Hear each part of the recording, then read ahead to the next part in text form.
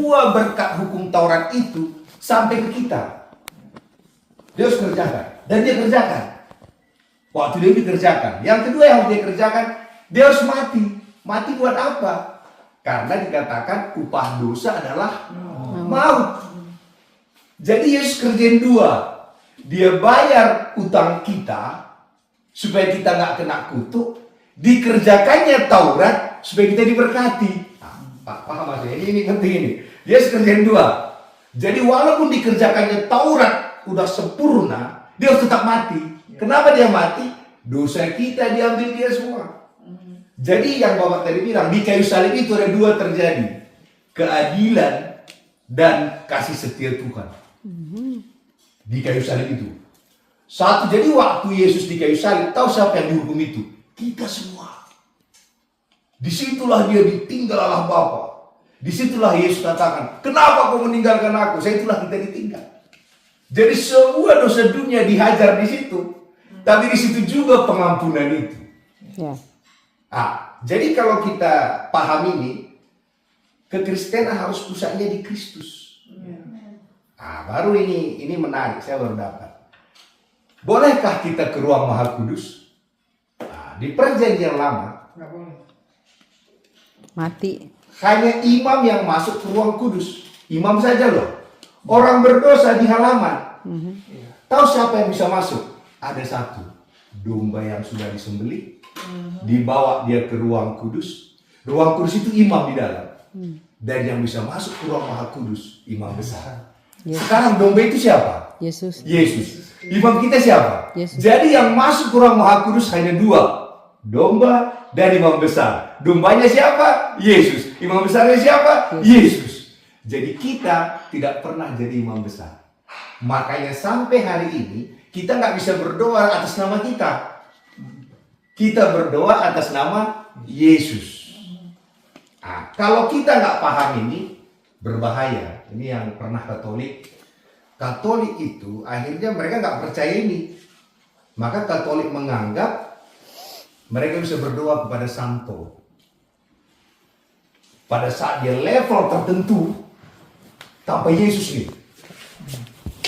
Ternyata Protestan itu mulai. Jadi kalau saudara selalu mengatakan pendeta ini lebih diurapi daripada ini, sudah rusak teologi saudara.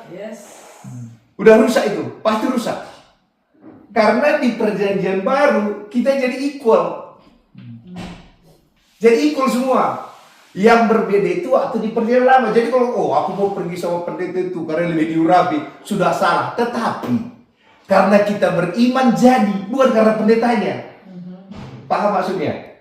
Jadi kalau saudara pikir nanti kalau Pak Jo pukul kepala aku sembuh, ku pukul, saudara sembuh. Bukan karena saya, tapi karena iman saudara. Ngerti ini maksudnya? Pak Jo, Jadi boleh nanya nggak? Nah, Pak Jo bilang kita equal. Even orang tidak berdoa. enggak, yang sudah terima Yesus. Posisinya equal. Posisinya sama. Posisinya sama. Statusnya sama. Karena waktu kita bilang dalam nama Yesus, pernah kita bilang dalam nama Yesus tambah doa semalam. Habis itu orang itu berzina, apakah kita equal? Sebentar Bu. Saya ini kan laki-laki. Boleh nggak saya bebas jadi wanita? Saya bertindak wanita, boleh nggak? Boleh dong. Tapi mau nggak saya? Enggak. Tapi saudara bisa bilang, gimana kalau Pak Jo nanti jadi banci? Boleh, tapi aku tidak mau. Jadi jawabannya gitu, Bu. Situlah kita ada namanya pilihan kehendak bebas. Jadi ini sama kayak berdosa sama. Bebas kita berdosa, tapi kita nggak mau. Ngerti maksudnya kan? Itulah kita udah dewasa. Maka saya bilang anak saya nggak pernah saya larang. Yang saya bilang itu, si Sarah kan saya begini kemarin. Sarah udah 18 tahun ya. Kalau kau pacaran sekarang, engkau pasti ditidurin orang. Kan saya nggak bilang jangan, kau pasti. Tapi nanti kau diputusin, saya kasih tahu konsekuensinya nih. Saya tahu itu salah, tapi itu kan terjadi. Waktu dia ditidurin orang, dia berzina, dia tetap anak saya nggak? Tetap. Berubah nggak sayang saya? Tidak. Hancur nggak dia? Hancur. Sama. Boleh nggak saya mencuri duit? Boleh. Tapi kalau saya mencuri masuk penjara nggak? Masuk penjara.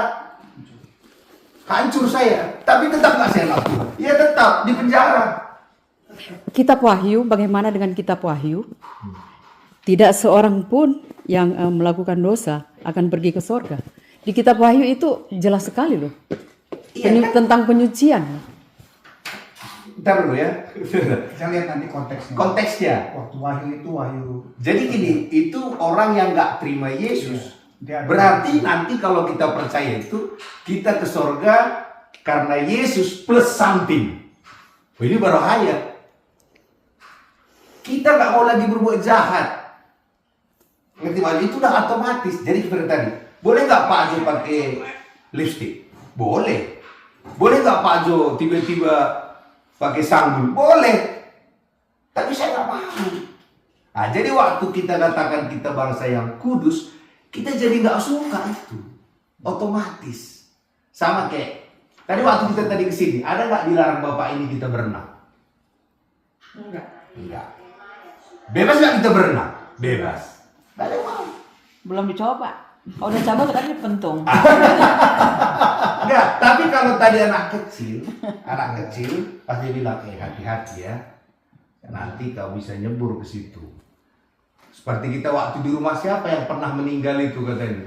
Yang di tempat Ibu dia pernah meninggal kan?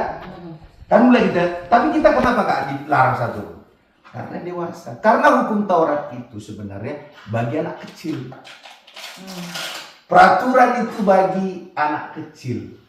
Kalau dia sudah dewasa, kayak sini tadi, nggak ada disuruh kan mandi dulu kan? Pada mandi. Nggak ada disuruh kan? Boleh nggak kita di sini? Jadi Kelihatannya kamu belum mandi deh. Pulang jalan kaki. Jadi maksud saya, paham nggak konteksnya? Boleh nggak di sini kita pakai compang camping? Boleh. Tapi kenapa kita nggak mau? Ada undang-undang roh. Ada undang-undang roh. Jadi hari ini peraturannya, sekarang kita baca ini. 1 Korintus 13. Ini ekstrimnya. 1 Korintus 13. Ayat 1. Itu menarik itu. Ekstrimnya tuh. Baca ya. Ini dia namanya. Karena Taurat itu kelihatan dari perbuatannya.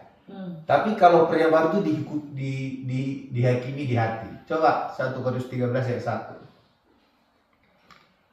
Sekalipun aku dapat berkata-kata dengan semua bahasa manusia dan bahasa malaikat, Dia bisa berkata dengan bahasa malaikat. Berarti kan kita dengar hebat kan? Terus tetapi jika aku tidak mempunyai kasih, aku sama dengan gong yang tak berguna. dan Dari mana kita tahu kasih? Bisa nggak kita lihat kasih? Nggak bisa. Saudara lagi lihat saya ini nggak tentu di hati saudara maunya mati Pak. Gimana aku tahu? Ngerti nggak maksudnya? Senyum saudara itu belum tentu senyum sungguhan.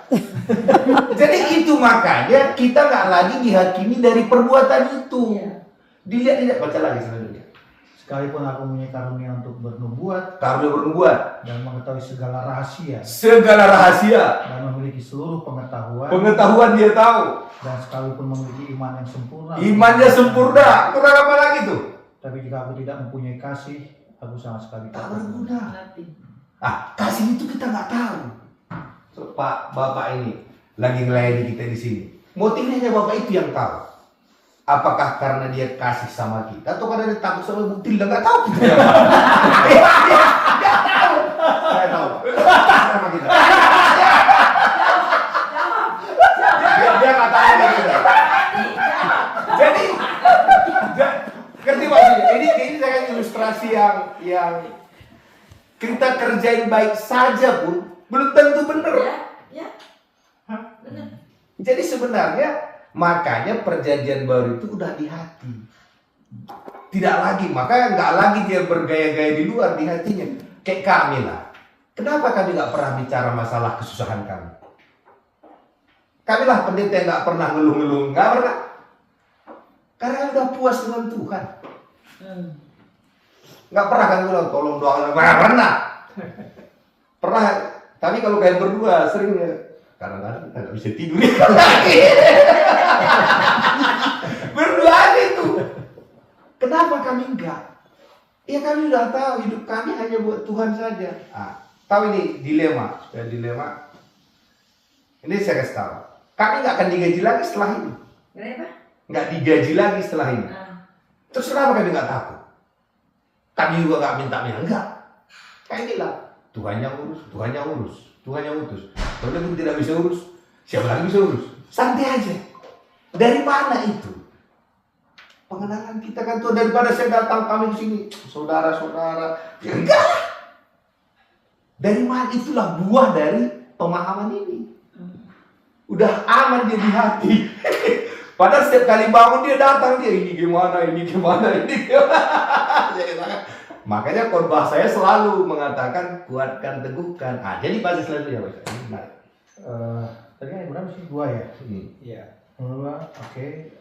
Sama ayat 3. Dan sekalipun aku membagi-bagikan segala sesuatu yang ada padaku, bahkan menyerahkan tubuhku untuk dibakar, tapi jika aku tidak dibakar tubuhnya, kurang apa tuh? ada faedahnya.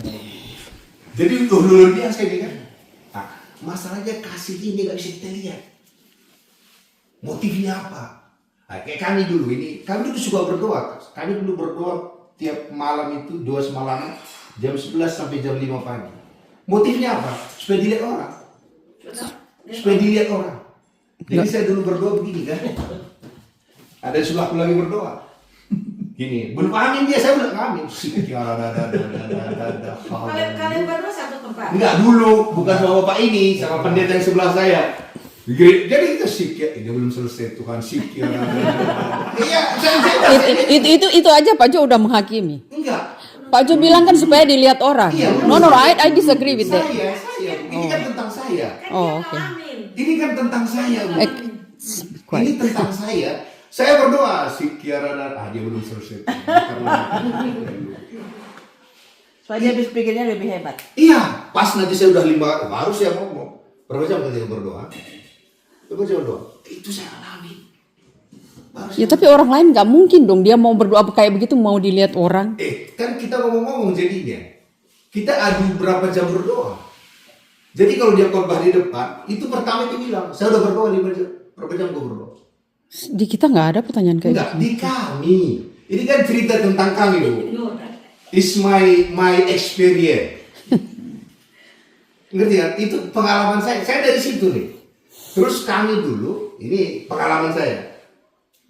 Wanita nggak boleh pakai lipstik. Wanita itu harus panjang rambutnya. Kalau dia pakai lipstik, tidak dingin. Oh masih ada sekarang Pak? Ada ya? Iya, itu Bapak mesti khotbah waktu Pak Andres ada itu. Kita perempuan susah masuk surga katanya. Masih ada ya? Pokoknya cewek-cewek pakai celana panjang. Rasa semua. Saya baru dapat message Pak Andreas kemarin ini. Saya bilang di gereja kamu semua perempuan akan masuk neraka. Itu kan? Karena pakai celana panjang semua. Panjang. Nah, jadi maksud saya, semua itu apa? Yang kelihatan di luar. Telah dibahas, dia dibakar pun dia. Berarti baik sekali kan? Tak berguna. Tanpa ada kasih. Nah sekarang, kenapa kami nggak ajarkan yang gitu-gitu? Kami selalu ajarkan Tuhan, biar saudara jatuh cinta kepada Tuhan. Waktu saudara jatuh cinta kepada Tuhan, tak perlu diajari. Karena orang yang jatuh cinta melakukan jauh lebih banyak daripada orang yang mengajari. Jadi khotbah kami sebenarnya supaya tahu kenapa hanya khotbah tentang Yesus saja sampai jemaatnya jatuh cinta. Jadi kalau kami tak mampu membuat jemaat jatuh cinta, kami gagal sebenarnya. Karena kalau jemaat udah jatuh cinta, nggak usah diajarin, dia akan doa, dia berdoa, dia akan kerjain semua itu. Yang pernah jatuh cinta bilang ambil lah. Jadi sebenarnya kalau kita lihat Yesus nanti sebagai pengantin laki-laki, ini kan kita pengantin wanita, hukumnya apa sebenarnya? Hukum cinta. Nah, jadi caranya supaya wanita jatuh cinta adalah selalu melihat kebaikan pria. Itu standar kan? Ini wanita, iya kan lihat dong, lihat baiknya si laki-laki itu. Maka kerjaan kita sebagai pengkhotbah harusnya menceritakan kebaikan Tuhan begitu baiknya sampai-sampai jemaatnya jatuh cinta. Waktu dia jatuh cinta, dompetnya dikasih, semua dikasih. Nah, karena itu tidak ada, karena kita tidak mampu membuat jemaat jatuh cinta, kita buat larangan.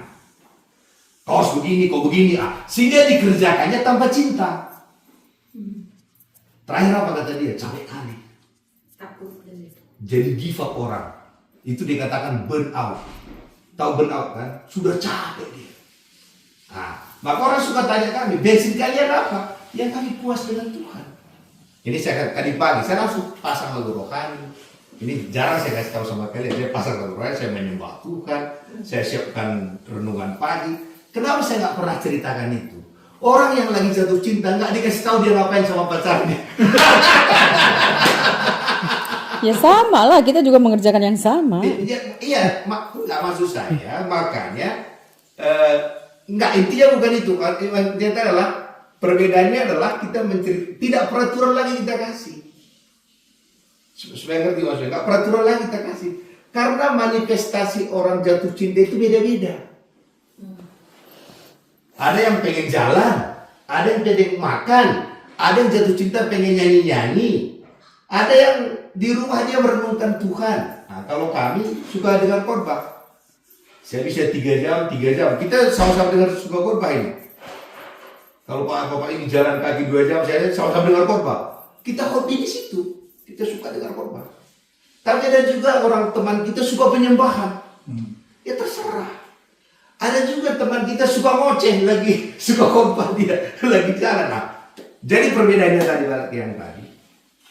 Perjanjian baru itu adalah perjanjian antara Allah dan manusia. Sekarang manusianya Yesus. Dan kita ada di dalam Yesus itu. Maka setiap kali kita berdoa kita katakan dalam nama Yesus. Makanya di perjanjian baru kita equal semua. Sama kayak cek. Kalau ada cek, tadi kasih Pak Yusak ke kita ini 2 juta dolar. Cek itu kan sama nilainya. Walau saya mungkin baju compang-camping, sama. Cek itu dalam nama Yesus. Setiap kali kita katakan dalam nama Yesus, saya bilang, ibu bilang, nilainya sama. Tapi kenapa kita nggak berani bilang dalam nama Yesus? Kita tidak berani ke bank. Karena kita merasa kita tidak layak. Nah, sehingga tak pernah kita tukar cek ini. Kita masih kurang kudus, kurang layak, banyak sekali.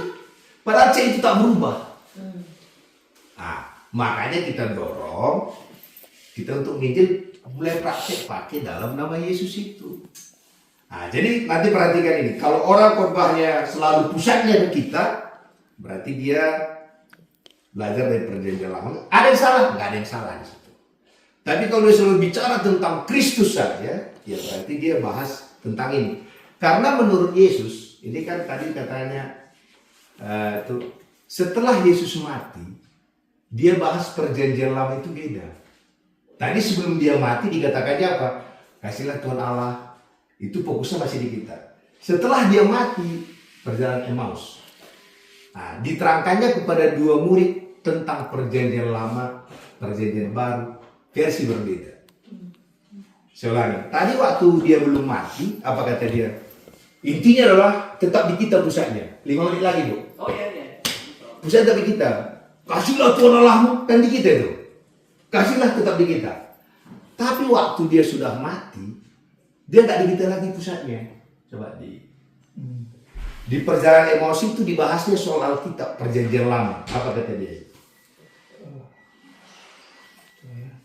Jadi ada 2 dia.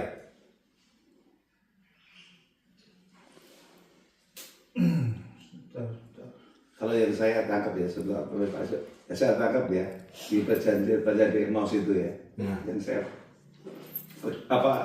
bergerak itu waktu 2 orang bilang, bukankah waktu dia berbicara hati kita terbakar? Itu sebenarnya pengkhotbah harus bisa begitu. Ya. Waktu khotbah tuh hati yang mendengar terbakar. Apakah waktu kita khotbah terbakar apa enggak? Kalau nggak terbakar kita gagal. Kalau menurut saya begitu. Ya. Itu artinya begitu. Betul. Tapi coba ya. Lukas 24 ayat 27 ya. Nah, ini dibahasnya perjanjian lama. Ini setelah ngomong ini, lalu ia menjelaskan kepada mereka apa yang tertulis tentang dia. Tentang Yesus dalam seluruh kitab suci, mulai dari kitab-kitab Musa. Musa berarti Kejadian kan? Dan segala kitab nabi. Jadi semua nabi dibahas. Nah, Tapi yang dibahas tentang dirinya. tentang Yesus. Nah, kok nggak lagi tentang diri kita? Karena di perjanjian baru kita dianggap mati. Maka waktu kita sehari ini baca perjanjian lama, Jangan lagi dilihat diri kita di situ. Lihat Yesus di situ. Itulah kita. Nah ini, jadi maksud saya nggak akan selesai sehari kita ini. Karena memang ini, saya belajar ini dari tahun 2000. Tahun depan lagi Thanksgiving. Naik tahu. Naik tahu. Mesti retreat ya kemarin. Itu mesti retreat. Tapi kira-kira ini ya, kan Bapak ini bilang. Jadi waktu orang khotbah, karena sekarang firman Tuhan itu kan ditulisnya di hati kita. Di buku Ibrani dikatakan perjanjian lama itu ditulis di loh batu. Tapi perjanjian baru itu ditulis di hati. Ya. Undang-undangnya di hati. Ya. Ibrani 8. Ya, Ibrani 8, Ibrani. Jadi undang-undangnya di hati. Jadi kita memang nggak suka gitu, nggak usah jauh-jauh lah. Kita pun banyak hal kita nggak hanya dosa tentang maunya kok olahraga hari ini, maunya aku baca ini, kan muncul dari dalam. Jadi nggak lagi dia main-main berita kayak anak saya si bungsu itu, si Lia. Aku saat teduh Pak ya katanya. Kemana aku bilang? Baru 12 tahun. Jalan dia saat teduh. Siapa yang ngajarin kau? Aku bilang. Tuhan gerakkan aja. Nah terakhir, boleh nggak aku jadi sekolah Alkitab Pak? Ya, pertama saya nggak punya iman di sekolah Alkitab. Janganlah, ngapain di sekolah Alkitab? Tak ada masa depan pendeta. Pas saya pulang, Tuhan bilang, kau tetap aja kau anggap gara-gara kau sukses ya. Saya telepon lagi. Kalau Tuhan panggil aku, nggak apa-apa lah. Jadi pendeta juga nggak apa-apa. Akhirnya, padahal saya pendeta nih. Saya nggak mau anak saya jadi pendeta karena pikir, kasihan pendeta itu. Biarlah aku saja. Pendetanya mesti yang ada bisnis juga. Ibrani 10 ayat 16. Sebab setelah berfirman, inilah perjanjian akan kuadakan dengan mereka sesudah waktu itu. Ia berfirman pula, aku akan menaruh hukumku di dalam hati mereka. Jadi di hati kita hukum dalam itu. akal budi mereka. Jadi nggak lagi main di luar, udah kan kita kadang-kadang tergerak doain orang, tergerak. Kunjungan. Ya, jangan bilang nggak pernah rasakan, semua kita selalu tergerak yang baik-baik dia. Kunjungan sini. Nah, itulah fungsi daripada Roh Kudus. Itu yang nuntun kita kemana-mana. Jadi nggak mungkin jadinya salah. Nggak mungkin. Kayak GPS itu, nggak salah kita dituntun. Kayak tadi saya dikeluarkannya dulu kan. Kok dikeluarin, gue pikir ternyata merah macet. Putar lagi sini, putar lagi sini. Diputar tadi. Iya. Diputar, saya pikir kok mana sih ini? Ini GPS-nya bilang begitu. Yang jadi masalah kita anggap GPS lebih setia dari Tuhan. Padahal GPS aja setia, nggak pernah dikatakan ya kan, salah kita buat, udah bosan aku kalau salah. Enggak, maka Petrus pernah bertanya kepada Tuhan, berapa kalikah orang berbuat salah dalam satu hari Tuhan, kita ampuni. Kan Petrus gondok ini kan, berarti banyak nih orang salah-salah kan, maunya dia kita hajar. Apa kata Yesus? Itu per hari loh, 70 kali itu aja unlimited. Makanya ada loh yang dinubuatin di buku Yesaya. Kau mati katanya Nabi Raja Hizkia itu. Kau mati katanya. Baru waktu Nabi Yesaya pergi dia berdoa. Tuhan tambahkan umurku. Nah, sementara Nabi ini udah ngomong kemana-mana. Udah mati kawan itu. Ngerti kan? Dia bertobat. Waktu dia bertobat balik lagi. Nah, maksud saya kita nggak tahu kapan orang bertobatnya. Makanya kita nggak bisa kita. Saya dulu menghakimi gereja itu anak Pak Abraham, Pak Si Astin. Iya, Aswin. Jadi tak beres kawan ini begitu. Baru saya kagetnya, dia sekarang udah khotbah. Iya. Gereja tambah besar. Baru Tuhan bilang, kau menghakimi dia duluan kan, padahal aku lagi proses dia. Dan sekarang gereja tambah besar, 100.000 jemaatnya. 100.000. But for me, semakin orang menghakimi ini orang, Tuhan akan proses dia, Tuhan akan doing something supaya mau kasih melok itu mata orang yang menghakimi. Jadi dulu memang kita lihat dia nggak khotbah. Jadi duanya begini, dia pengen justru Brody contohnya. Panggilnya, kau khotbah ya 12 kali ya. Tiap minggu pertama, nih 300 juta, gitu. Bagaimana lagi pengkhotbah hebat di sini? Nih, kan dalam hatiku kan, kawan ini ya. Ngerti kan? Kawan ini ya. Baru persembahannya 7 miliar. Hitung-hitung kan.